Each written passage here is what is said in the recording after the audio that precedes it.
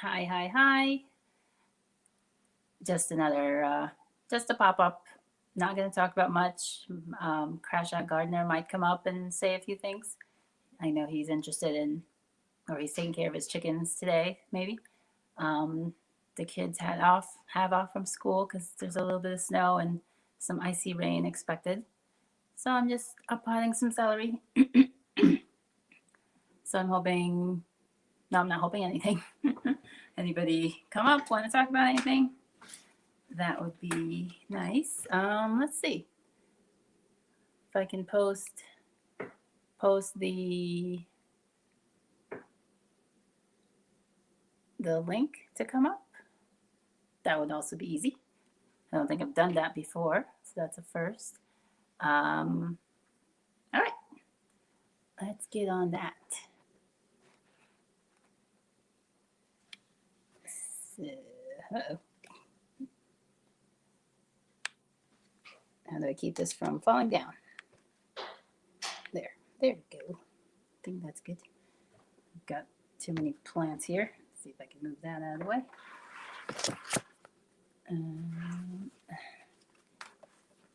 It's something. Let's leave it there for now.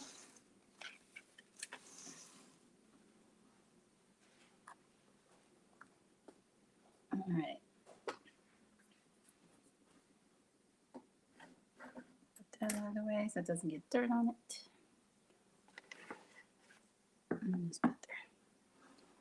Oakley dokley, I pre-filled my containers, my coconut water containers. I love these, perfect size.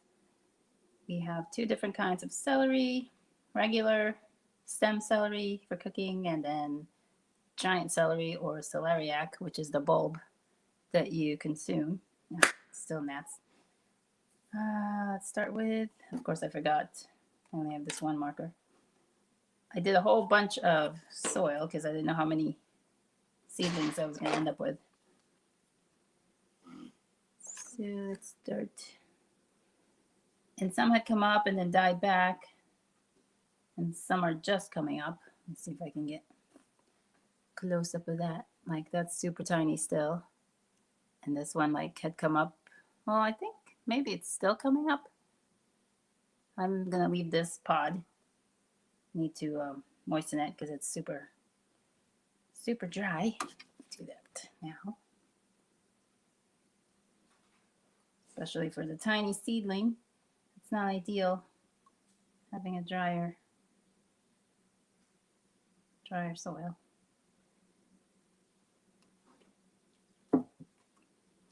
Hey Shane, good morning. Just up potting some celery. Oh, see, here's a seed that fell out of the block. Let's see if I can show it. There's a seedling right there. It's just growing in. Basically, it's just a sprout like you would do a microgreen. Just growing in a little bit of water and a little bit of dirt. That will have to move. All right, I didn't need another container to catch all this. Let's see if we can clear maybe some of this.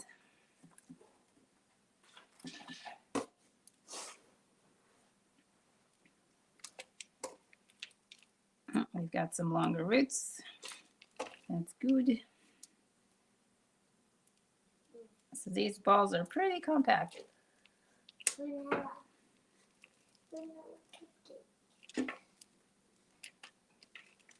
So I'm going to be selling these plants. I'll keep a few, but most of these I'm going to be selling.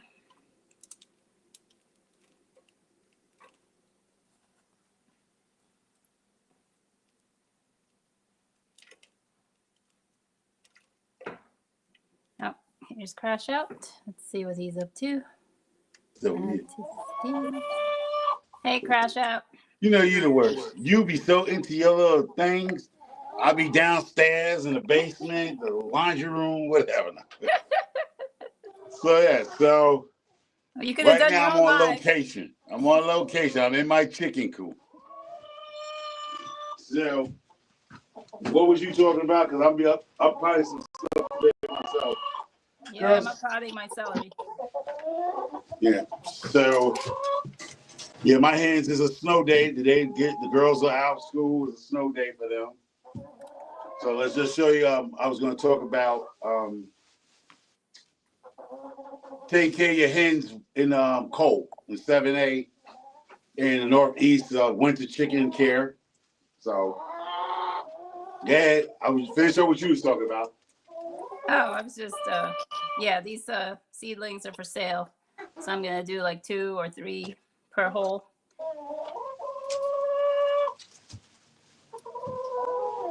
And whoever buys them can figure them out from there. They grow fine in bunches, like not too heavy. Like 2 or 3 in a bunch grows just fine together.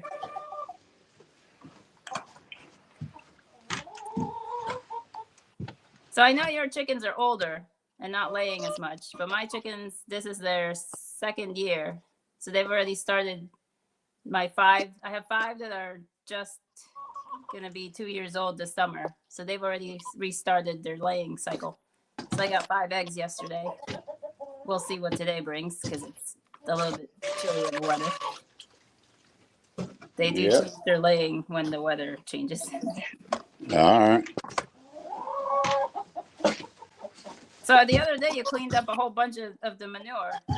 Like my chicken coop is completely frozen because it's elevated, so the poop is like stuck to the floor kind of thing. So I couldn't, even if I wanted to, I couldn't scoop anything out. It's all stuck together. Okay.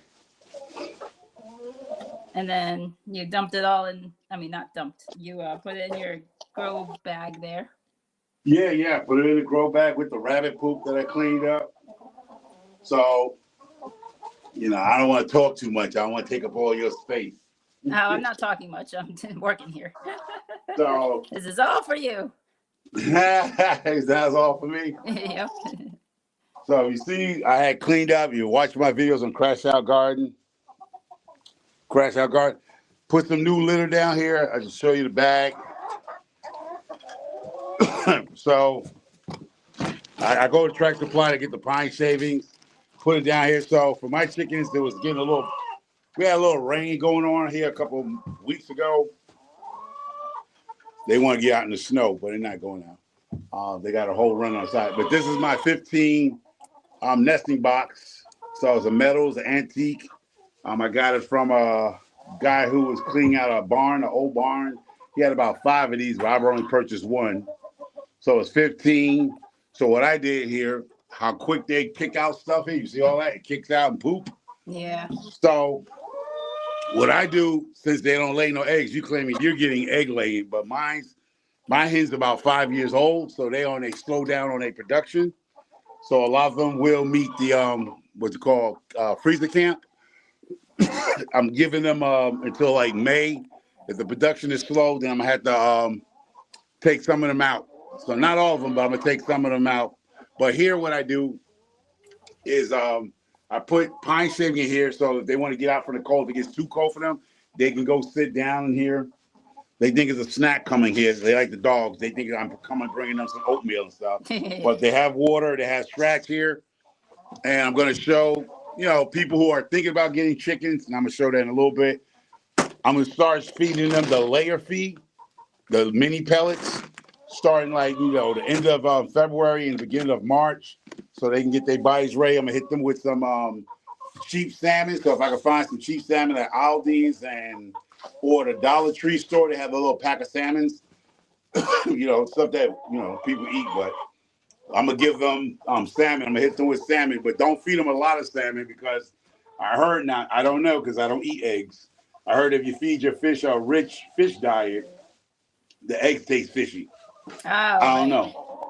Well, like anything you feed them too much of, it's gonna flavor the egg supposedly. Like if you give them garlic or something, then you're gonna have garlicky eggs. Oh, okay. So I don't eat eggs, so I couldn't tell you guys about that. But people claim that if you feed them too much of something, especially like fish, your eggs will taste fishy. All right. So for people that watching this channel and they want to start getting hens, well, if the average person gets 6, they start with 6 chickens. This is a waterer. This is good for like 6 hens if you're gonna get them six some little birds. These are waterers. They go for about $8, $9, depends on where you're at. This is a feeder. I don't use these no more, but I have them. So this is a feeder. The difference between a feeder and a water. The feeder's like this. The water is like this here. And I'm gonna put this down, and I'll put this camera down, and I can show you while I'm talking. So how I take care of my chickens in freezing weather here, y'all. Let me see if I can get it here good. This is a water.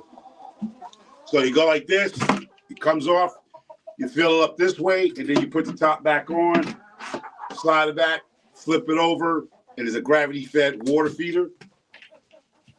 So that's about, I would say $8, $9. It depends on where you're at. No more than $9, $10 for it. This is a feeder. So it's just you pour food in the top, and it comes out here. It's good for like baby chicks. So this is something you need to start out with, and you're finally getting baby chicks, or you're starting to get some chickens. It depends on what you're going to do this year. Let me show you this one here. These things are a little expensive, but hey, it's worth it in the long run. This is a 5-gallon water feeder. I don't use this one in the wintertime, but this is used in the summertime. It looks just like the smaller one, but it's 5. When they get bigger, they drink more water. This goes for about $35 at Track Supply. Excuse me. Then I have this type of feeder, which is a 30-pound feeder.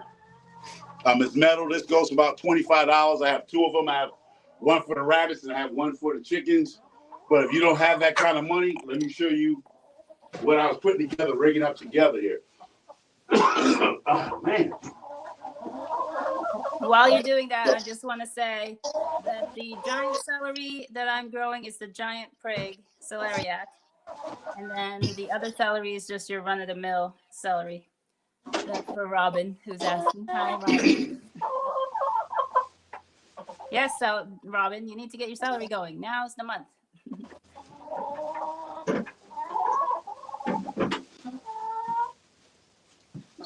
Oh, you done? Okay. I didn't want to interrupt you. Go ahead.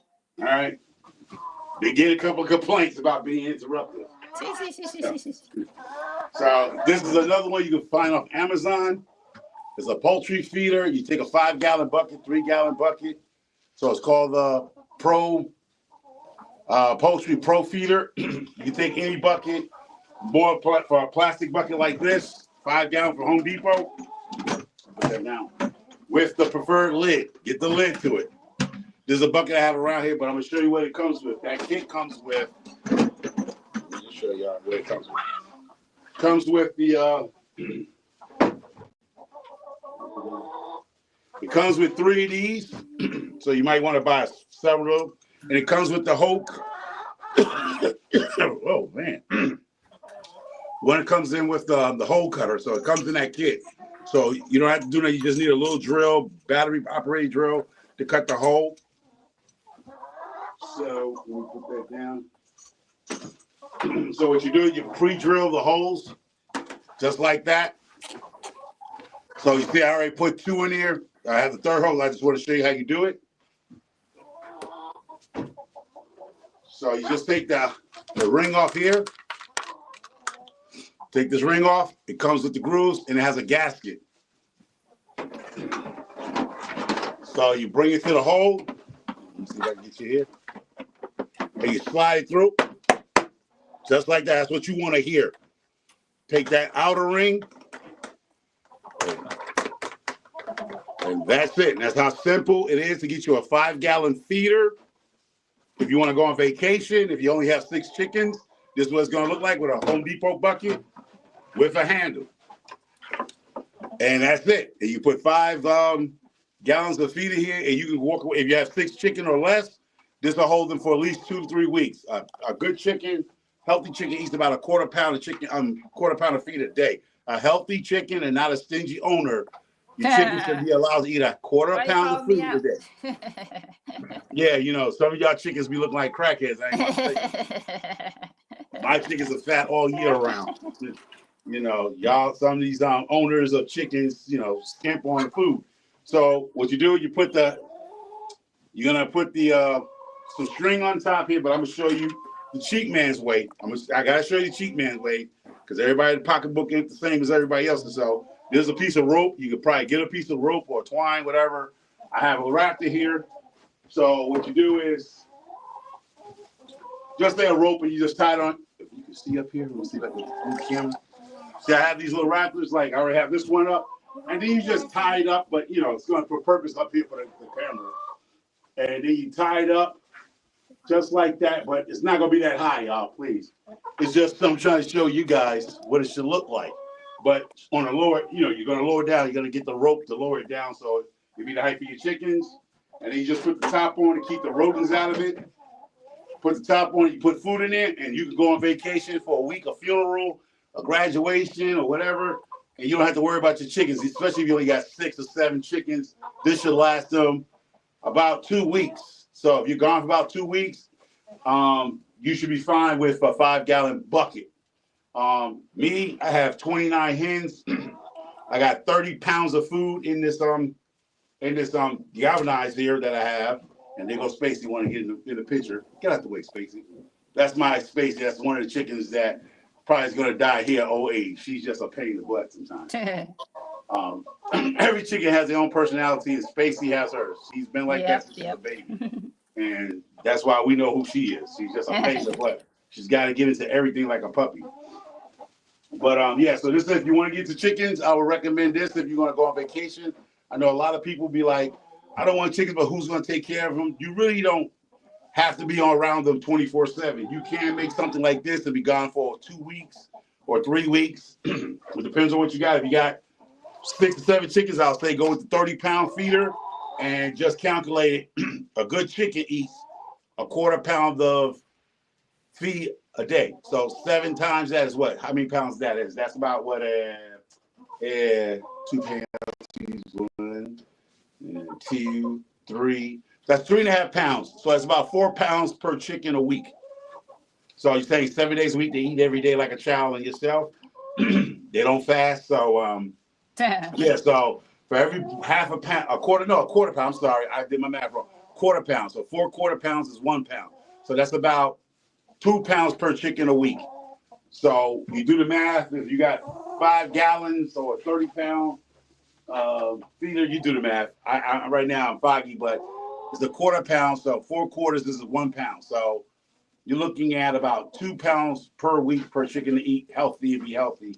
So that means 50-pound bag will hold your people's out. So you can make 2 or 3 of these buckets. Depends on where you want to go. If you're going back to your homeland, your country, and you're going to go for 30 days, you know, then you go ahead and make about 4 or 5 of these. Or so at least you know if you're gone for 30 days, you do your math and know how much food you got to feed your 6 or 7 hens. A lot of people don't have more than I have. I mean, people do have more than I have, way more than I have. But the average backyard person who's probably going to get into chickens is going to probably start off with 6 chickens. I would say start off with 6 chickens if you're going to just start. To get to understand chickens and how they move and how they function. That's it. And yeah, so that's part of that. Was just want to show people about how to care for your chickens in the wintertime here. You make sure they have enough food in the wintertime if you're in a winter climate. Definitely got to feed them because they got to keep their body temperature up and keep their strength up and energy up. They don't drink a lot of water during the wintertime here, but you do got to come out. I got to come out every other day and throw out the ice when it freezes up, and then they'll drink their water. But they don't drink a lot of water in the winter. My chickens don't. All right, my chickens don't. Maybe because they're older or whatever. But I normally, when they was younger, they didn't drink a lot in the wintertime, but they ate a lot. I would say that quarter pound goes into a half a pound because they do eat a lot to keep that body core temperature up. Right. So I give them scratch, grain scratch for energy, and you know, and I do sprinkle some of this scratch on the floor to keep their nature wise. Like I throw it on the floor of the coop so they can do that scratching, you know, keep that natural, what's called foraging, right, for themselves. If anybody has a garden and have chickens, they understand they like to do that scratch and get the bugs, and that's what they're doing with the grains.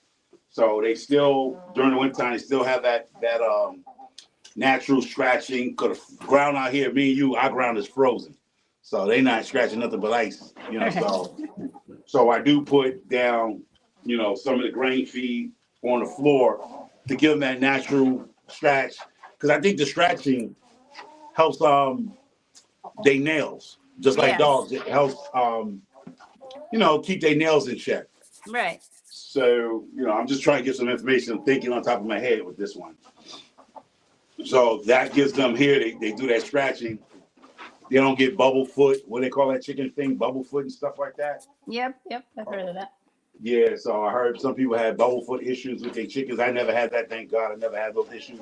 I haven't had no issues with my chickens since I had chickens for the last 6 years.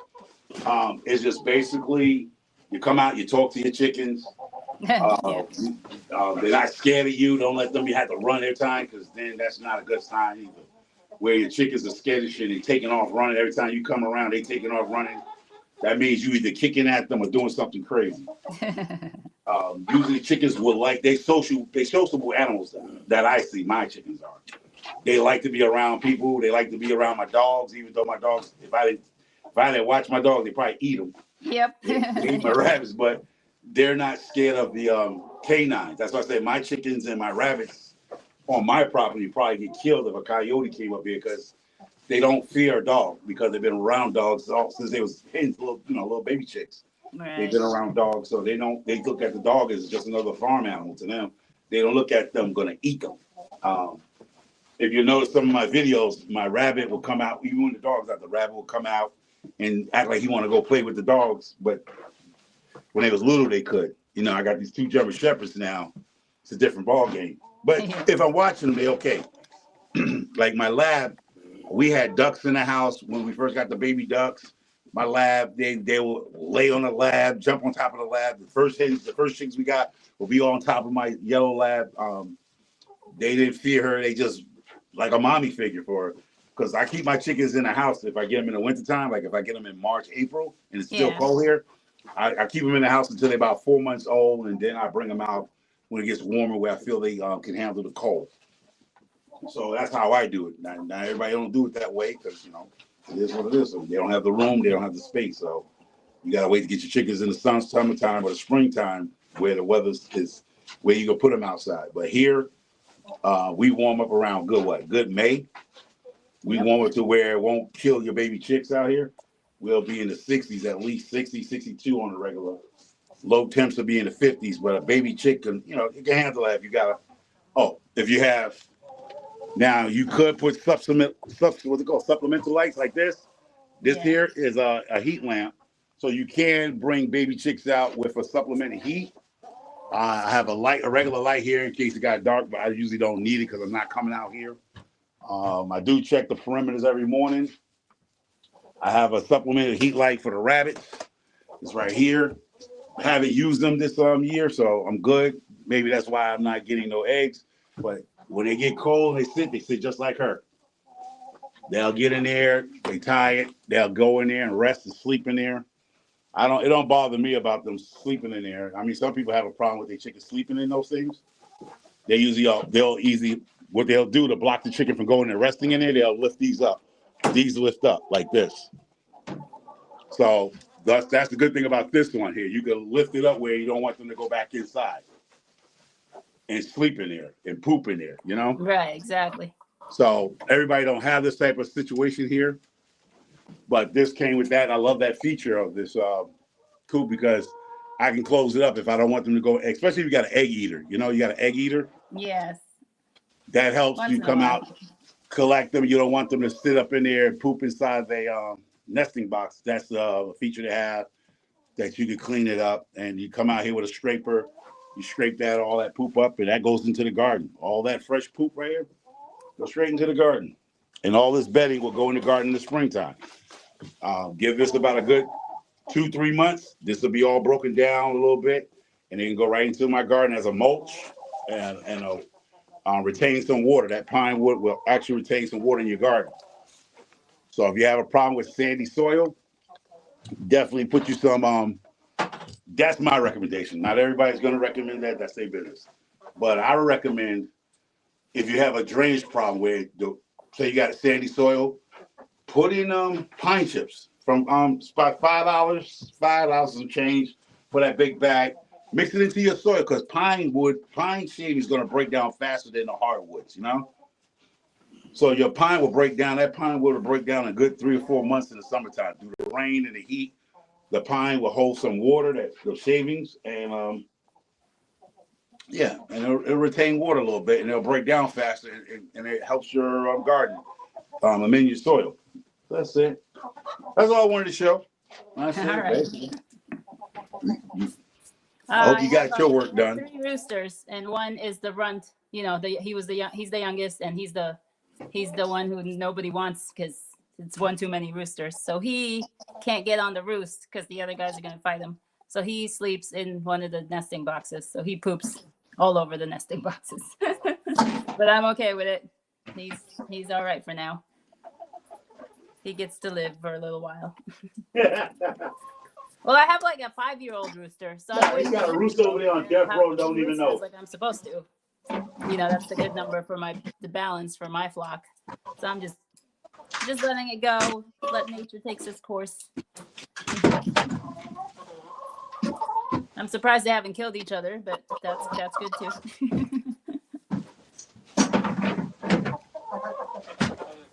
Yeah, so back when I was starting out, back when I was starting out chickens, I was living up in the Catskills. And yeah, I did the whole put them in a box, like a big cardboard box, and kept them there for a few months before they would go outside. And then we had built this super skinny coop. They did okay in that for a while. I have some pictures of that. I'll pull that up, do a show and tell another day. But and then we had taken in a stray dog. He was living in the woods, and we were in the woods. I mean, there was a big main road in front of us, but there's not that many people that live there, so it wasn't really traveled well. But so the stray dog who the neighbor started feeding, her name was Ghost, and then eventually, like it took a year for her to get tame, so that we basically took over ownership of her, and she lived outside and everything, but we started feeding her and babying her and stuff. But she never was mean to the chickens. She took them as her own, I guess. And she was a mix. She was she had different color eyes, so maybe husky. She had the pit bull body, so she was one of those people to think they like these types of dogs, and then they discard them in the woods to just die. But she lived for a little while. She didn't get any veterinary care. We were, we let nature take its course with her as well. So she died early with, all that, the mosquito diseases and the parasites and the worms. But she was a really awesome dog for a while, and she never bothered the chickens. Our neighbors, on the other hand, they were like a quarter mile down. Yeah, they would loose their dog once in a while, and it was a brown lab. And they came down to our property one day, and Def took out a few chickens for sure, and injured a couple. And so that was, my husband was super mad. My husband got injured, trying to basically kill that dog. He didn't, but he chased in, was really adamant, and he yelled at the neighbor and all that. But that was quite the experience back then. But so that was our first foray into chickens. And then we moved. We had a property next door that we were building our actual house on. So we moved to that, and we dragged the chicken coop. We hired a friend of his from work, somebody who was contracting at work. And we had the little chicken coop we built. It wasn't, maybe it was a 4x6, but it was tall. It was a typical 8-foot with the roof and everything. So we had a forklift coming, and we had that stupid thing forklifted maybe 500 feet down the road to our other property. And so we put that in, and that worked fine. But we ran electricity. We dug a trench from the house, which was 20, 30 feet from the house, the chicken coop. So we dug a trench ourselves. We put in power lines, and I plugged in one of those space heaters, those lights, those warming lights for them.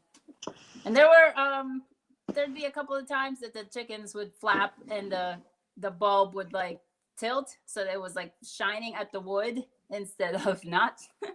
And I'd have chars. Like I'd come in the next day and the wood would be charred because it had been burning slowly all night. So there were a couple of close calls like that with those things. So I've definitely stopped using those things.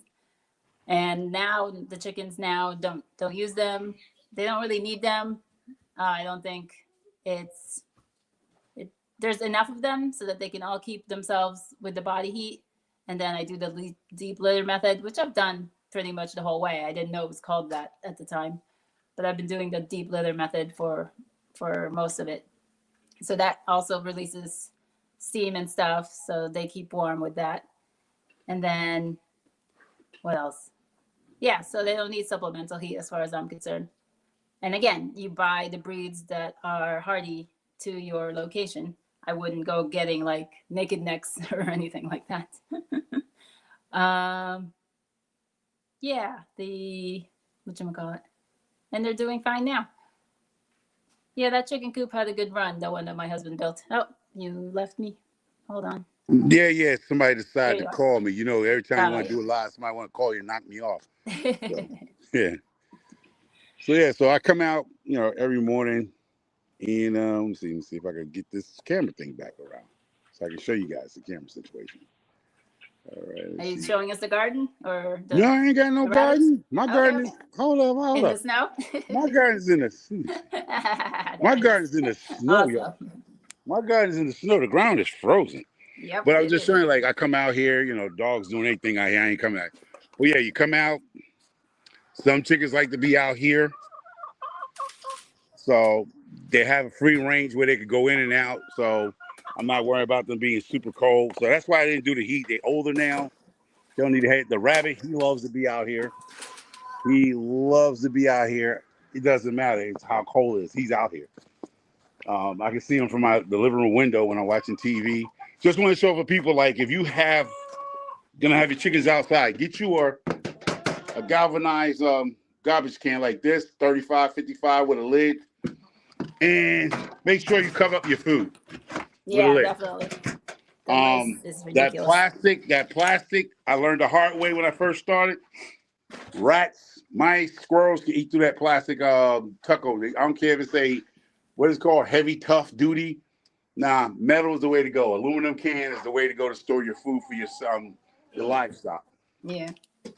The rats, chipmunks, squirrels, they can eat through that plastic within a night.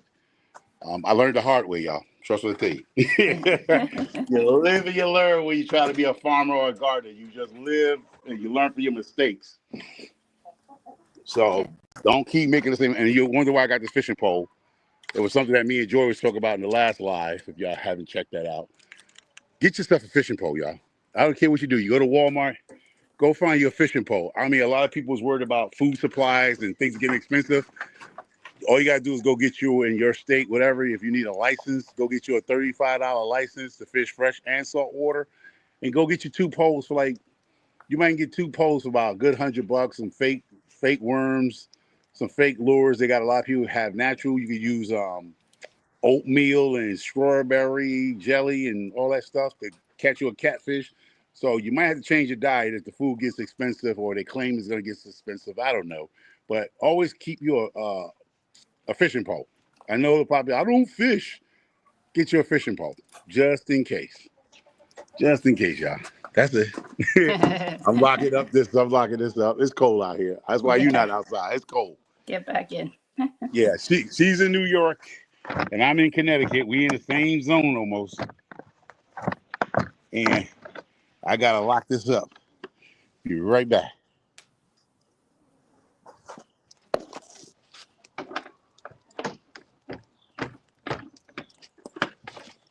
So I wrote it in the chat, but the Utah celery is the first celery that I potted up. And then the celeriac, the Prague, giant Prague celeriac is what I'm potting up now. What did I do with it? I think I lost my seedling. Where'd it go? Nope, I'm just losing my mind. See, that's why I know, like, when we missed our somebody stole the rabbit, and a chicken, back in, a couple of years ago. Yeah. You got to go through that lock there. The lock's in there. So I knew it was a human being. I knew it was probably a little boy that at the time, he was a teenager that lived in the house over there. But like, the cops came and said, "Oh, you can't prove it." You know what I mean? But I said, if I catch this little chop at the time, I was going to jack him up. So you can play that game that I could see him do it. Right. With like, me and this individual was friends. This is an 80-something, 90-year-old couple right here. They not coming. They're an older couple over here. It's just a young kid that was here at the time. Now he's probably in college or got a job now. I don't see him no more. Okay. It's been a while now. So he was college kid. I mean, he was a high school kid going to college. Yeah. But ain't nobody coming over these fences but a young kid. But but this is my garden right here, y'all. And it's young. So I am going to later on drop a video of me up potting my tomatoes.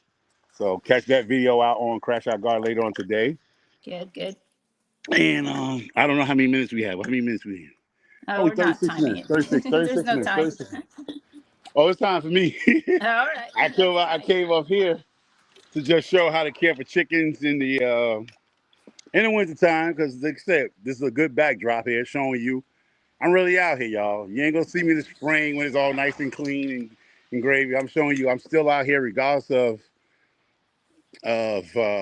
people saying it's not our growth season, but you got to continue to take care of your backyard, your livestock. It doesn't matter how cold it is, how rainy, hurricanes. If you have livestock and you're sick, you sick, nobody cares if somebody's you're got to sick. come out. Somebody's got to come out here and do something. Yep. Even thank God I haven't been sick like that. I mean, I'm healthy. I'm just a big healthy guy. But if I did get sick, the kids can come out. My 11-year-olds can come out and do the job. And most of the times, that's what get your kids involved, your spouse involved if they want to. If the spouse will get involved, then hopefully you have a child or a friend or a neighbor that can come and help you out if you got sick. Yeah. That's why a lot of people don't want to get animals and stuff, because they want to go on vacation and stuff like that. But you can set it up where you could be gone for a good month without have to do nothing. You're gonna have to spend money up front. Yeah, definitely. Yeah, because my wife, we go on vacations. We go on vacations out of the country and stuff like that. And the chickens are fine. I got 30 gallons, and I'll put a lot of water out there. I'll put more water than ever. You'll see that in the springtime. So if we was gone for a month or two, I wouldn't even have to worry about my chickens. So I have enough stuff I could feed them for at least 2 months. The garden, I'll just leave it. The garden just Bye, fend for Robin. itself. So the garden will fend for itself if I had to leave out of here for a month or two, Yeah. It'll just be full of weeds and just overgrowth, and I wouldn't care because it'll go back to the chickens. I'll cut it down and go give it to the chickens. But yeah, this is my garden, y'all. This is Crash Out Garden. You see it in the snow. So I'm showing you the good, the bad, and the ugly, and the cold in the winter. I got all my pots ready for this year. That's the thing. Don't play with your garden 2025. I got all these pots. By spring, all these pots will have something in it. It's over by 100 pots and buckets. I got buckets over there, buckets there, pots here, pots here, pots over here. I got some pots over here, pots up there, and behind the shed. Behind this shed here. There's pots. So this year, all those pots back there. I got pots. Right.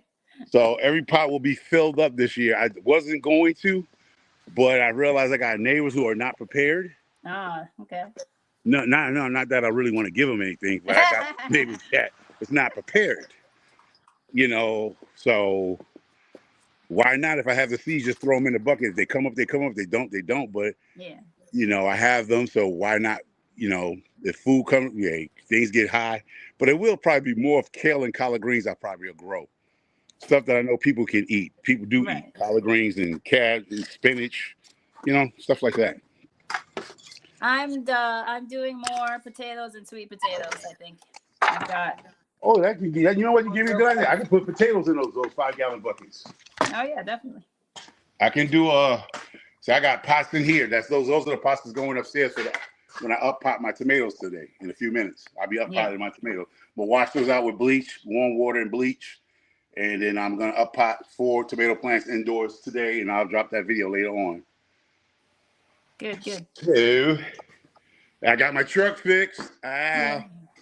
Pull my boat, get my boat, and go fishing this year. You gotta take us with you when you're shopping for your boat. Huh? You gotta take us with you when you go shopping for your boat. Nah. Where I'm getting my boat, they don't like us. I don't think those guys gonna want no video on their property. Oh, all right. No, I just say they preference they well, they Long Island. You already know what I'm talking about. Well, you can just show the boat. You don't have to show the people. Yeah. They. I don't know why people are finicky about videos. You know, you people like, nah, I don't want to be in no video of my property. They don't want to be videoed. Right. Yeah, they in West Hampton. So if you're from New York, you know West Hampton.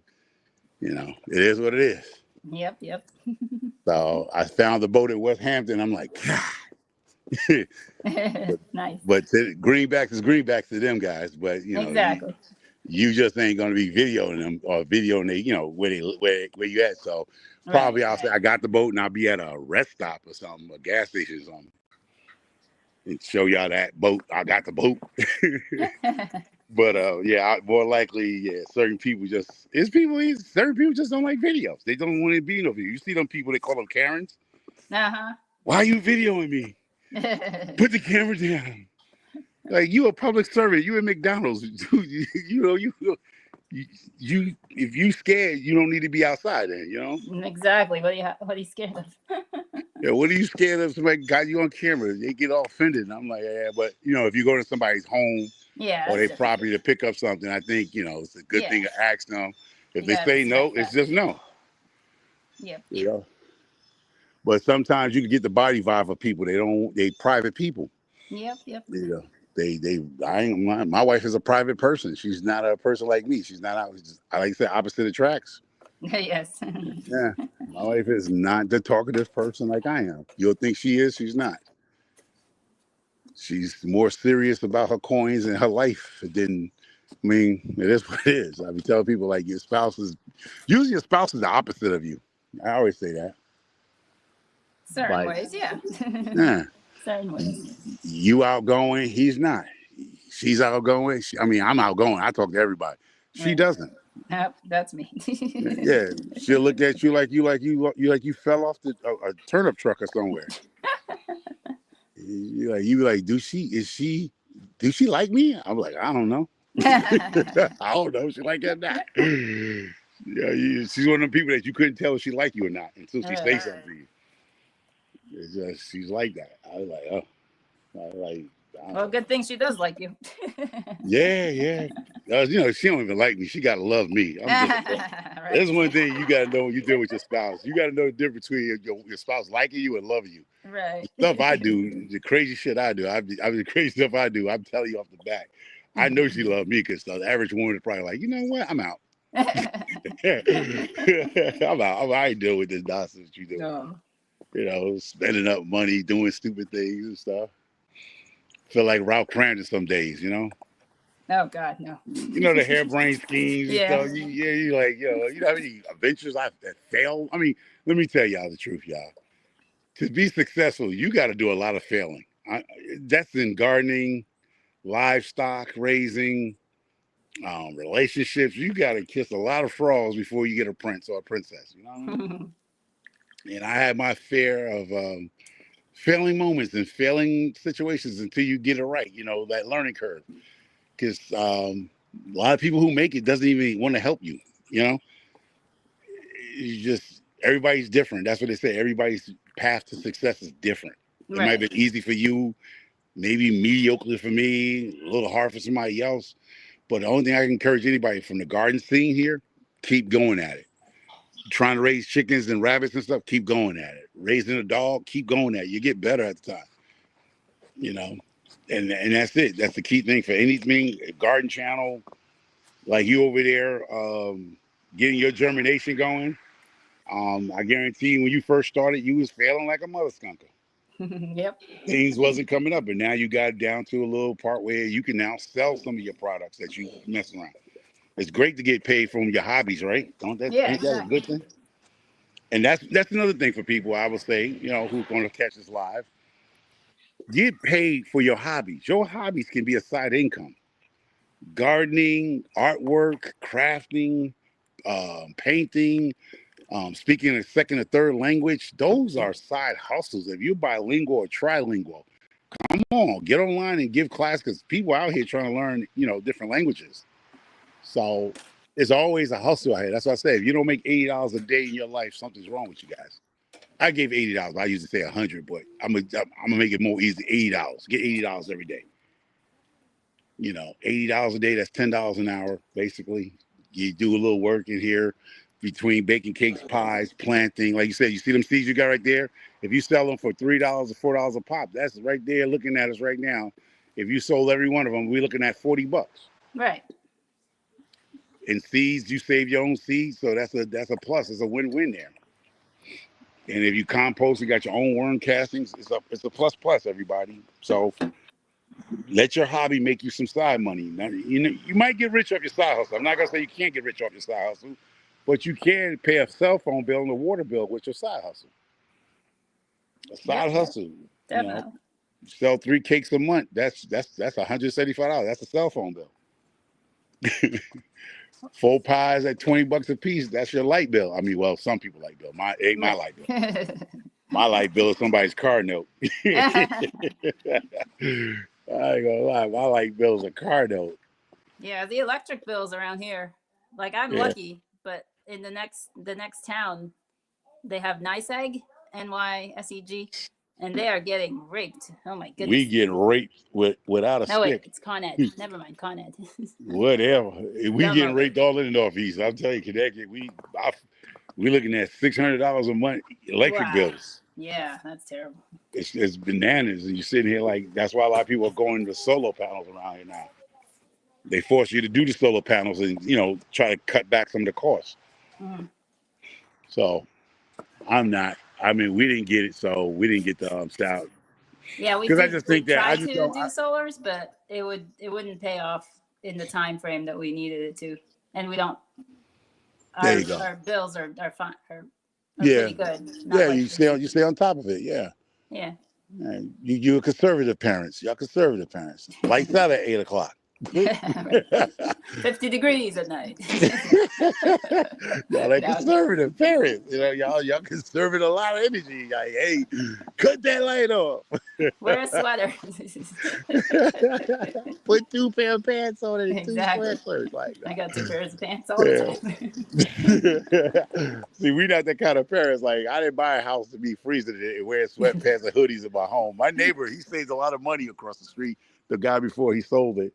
Yeah. I would look, they used to have no curtains in their window, and they be in the house with the hoodies on. I'm like, man, there's no way in that world I'm going to spend this kind of money to be sitting in my house with a hoodie on. I'm sorry.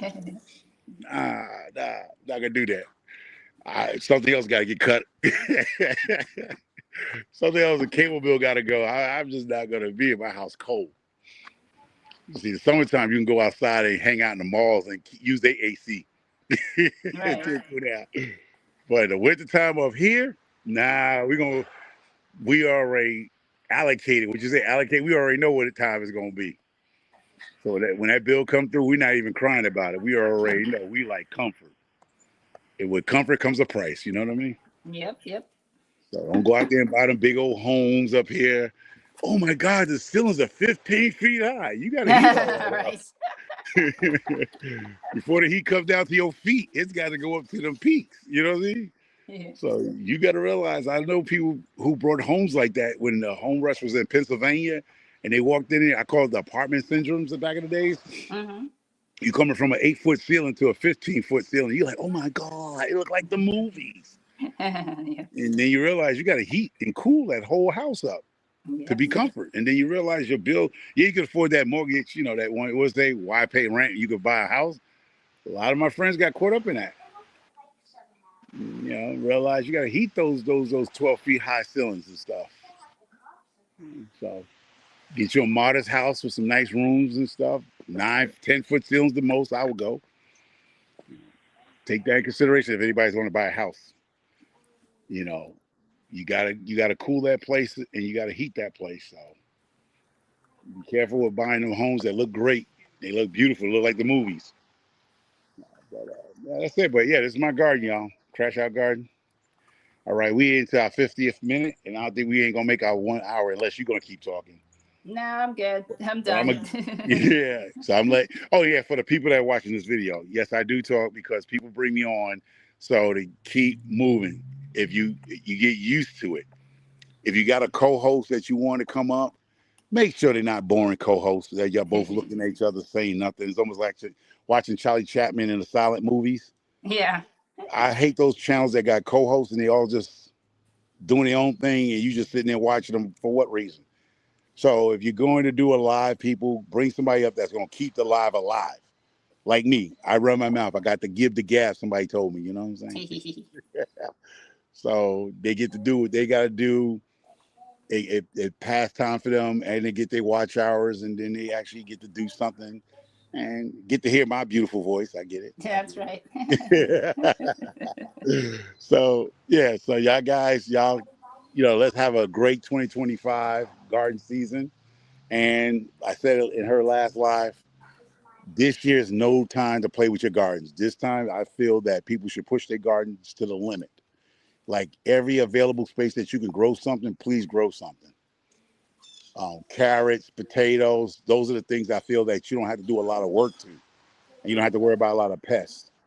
Right. So root vegetables between rutabagas, beets, carrots,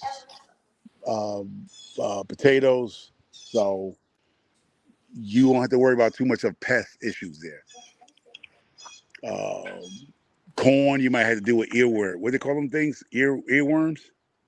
Yeah, not Earwigs or something like they call earwigs or there's something. that, and then there's the other one though. There's the another one. Yeah, sometimes you can get infestation in your corn. I got that a couple of years ago. It was Yeah, I something have a like couple too this year. uh, I don't know if they call earwigs or something like that, or earworms or something like that. They eat your corn from the inside out. You don't even know until you peel it back. Be infestated with them too, bro. But yeah, but definitely get into some root vegetables. Put some more potatoes in buckets and pots.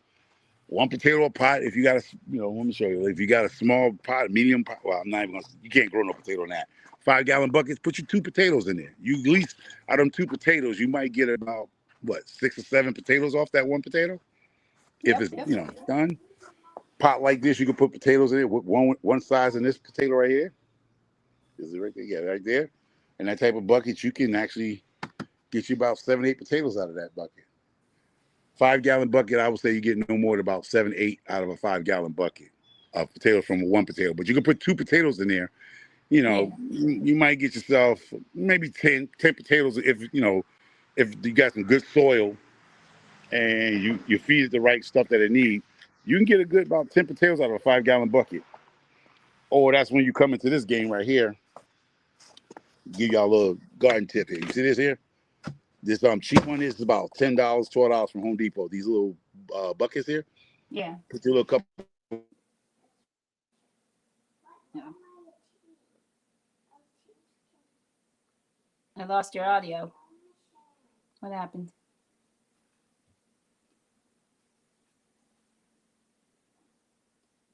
Um, I don't know what happened to his audio. I'm still going, right? Hey, Grow. I mean, Ro. Hey, Grow. Hey, Ro. Nice to see you. I don't know what happened to Crash Out's video and audio, but he'll be back. As far as potatoes, don't be discouraged if you get just tiny potatoes. They're roasting potatoes. They're delicious roasted. But also learn how to put them up. Hot water bath can or pressure can. You can put up those tiny potatoes and last you all winter versus leaving them in a box like I usually do and just letting them, chit basically, which is when they start growing out and then they're seed potatoes for the next year. But learn how to put up potatoes in the jars. Everybody calls them canning. It's a jar, it's not a can. That's just my pet peeve there. He's froze. Exactly, Ro. Exactly. This is the pains he goes through for you, for YouTube.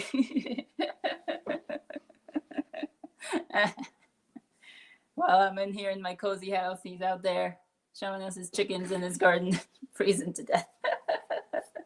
It might be snowing over where he's at. It stopped snowing here, but it's supposed to be freezing rain in a little bit, and that's why they decided school was out for today. But which is fine. Which is fine. Oh, I didn't even notice my kids playing Roblox in the back there. I've been so into my potting. I finished.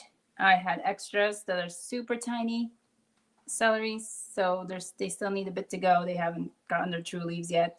They are late to the game, so those I will put back where they need to go, and then the others go where they need to go, and they can keep growing. And you overseed, especially if you're selling. You overseed because you don't know what's going to sell, and also you don't know the failure rate, so you seed more than you need. So I definitely have way more celery than I was expecting to have here. Plus, I didn't know how well the seeds were going to do to begin with. So you don't know how the seeds are going to do. You don't know how the seedlings are going to do once you get that to that stage, and then you don't know how it's going to do once it gets in the ground. So there's a lot of levels where a plant can fail, and it's not on you at all as a gardener. Not all plants are meant to be. I don't know if Crash Out's coming back or if he's done. He was telling us about putting potatoes in 5-gallon containers. You can get potatoes out of those. If they're the usually small potato varieties, then you might be able to fit in 2 tiny potatoes in there and get tiny potatoes in return. If it's a big potato, then I would just do 1 potato.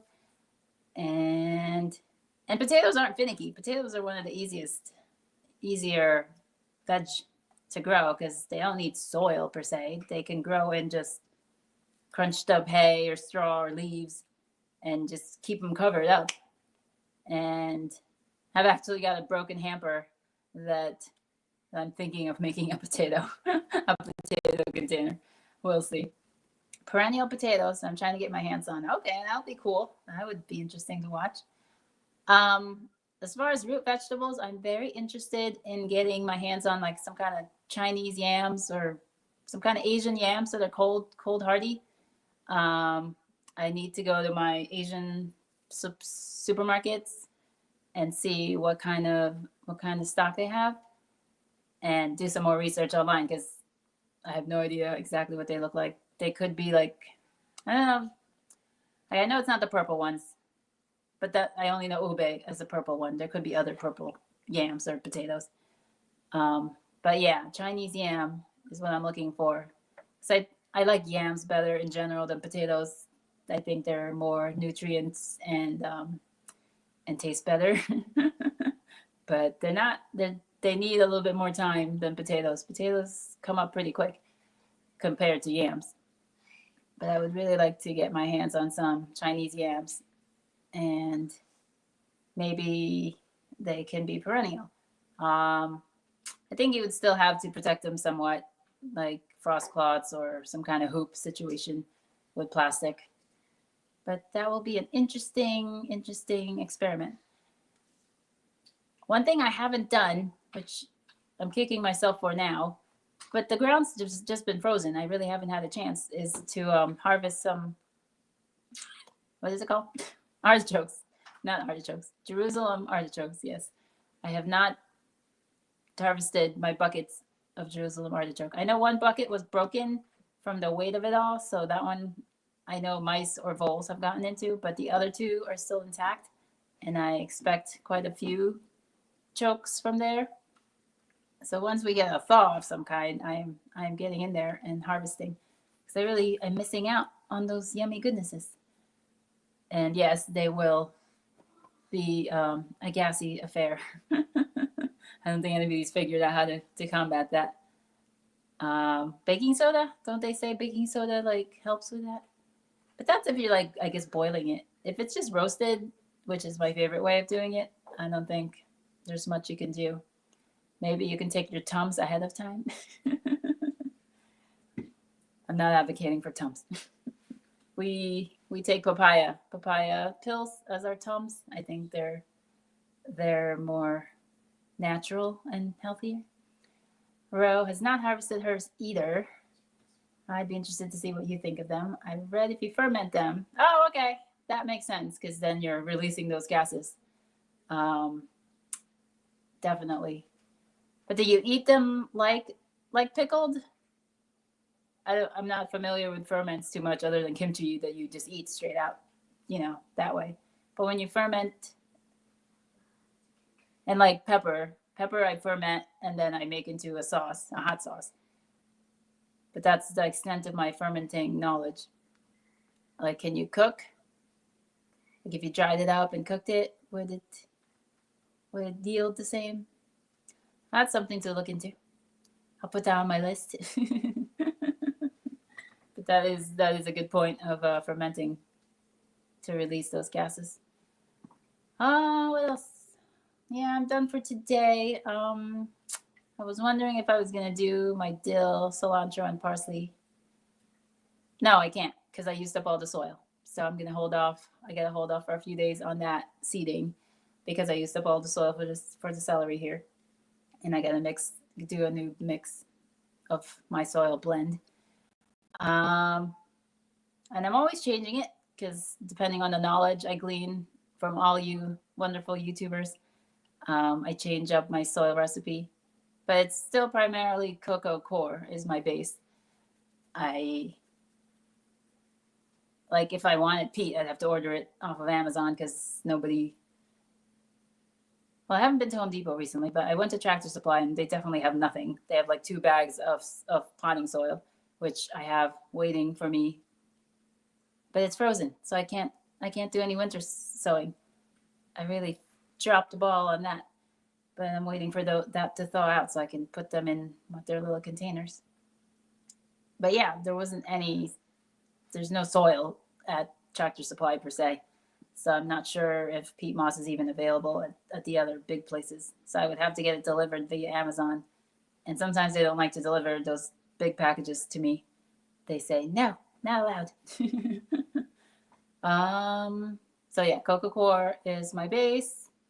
And then I was doing a little bit more, like 20, I'll say 20% of worm casting. I've cut that back to 10% because it's, what is it? The microbes that's in the worm castings that I'm interested in.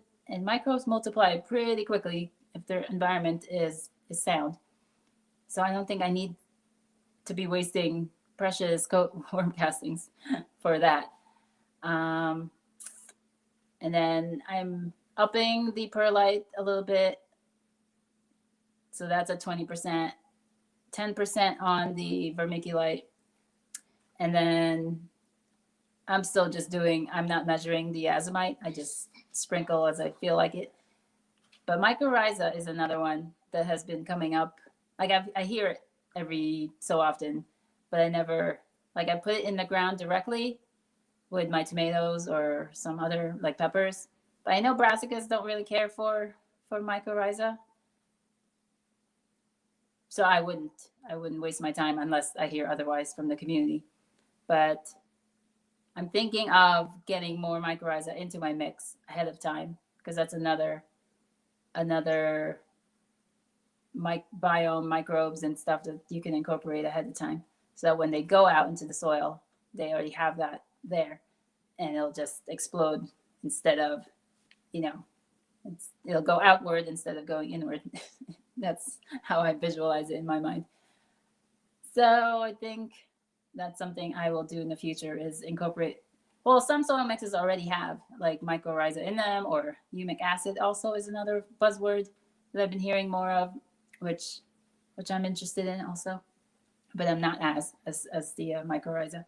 So either I go and invest in the big bag of Pro Mix, which I've been thinking about, or I just buy mycorrhiza separately and add it in.